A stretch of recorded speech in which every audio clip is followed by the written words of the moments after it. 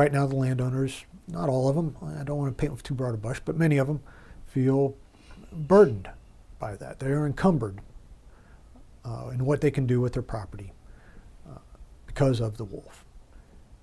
And for it to be successful, for red wolf conservation, red wolf recovery to be successful, you've got to change that dynamic. You've got to make it to where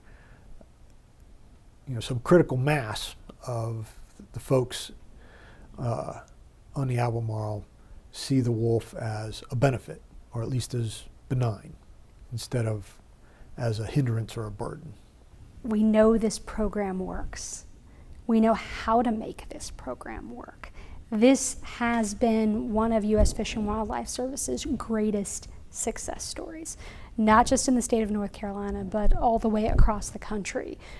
North Carolina, the red wolf, was the model for wolves in Yellowstone.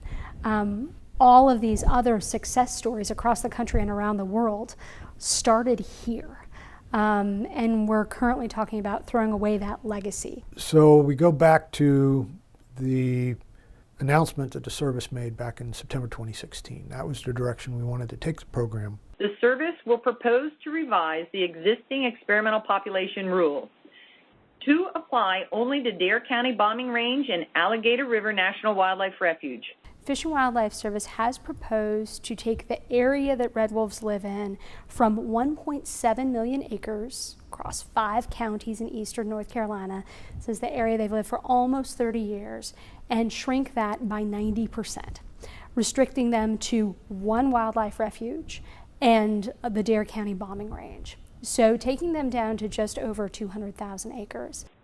These proposed changes will also go through appropriate environmental review and public comment. National Environmental Policy Act requires that we look at alternatives to a proposed agency action and evaluate the environmental consequences of those alternatives on the human environment, which means the wolves, the people, the economics, other aspects of the environment in the area that's affected.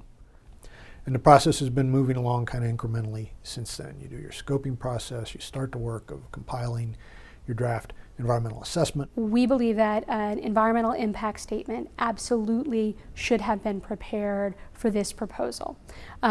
Fish and Wildlife Service did not draft an environmental impact statement. Instead, they did a much shorter, much smaller, much more cursory environmental assessment. And unfortunately, that deprives the public, it deprives decision makers, it deprives politicians, it deprives everyone of the analysis they need to make a decision as important as the last wild population of an endangered species. Significance to the environment is determined by both, they call it the context and the intensity. So they look at a number of factors to determine whether an action will have a significant effect on the environment. One of those significance factors is whether it affects an endangered species. So there's one. One of the significance factors is whether it is highly controversial.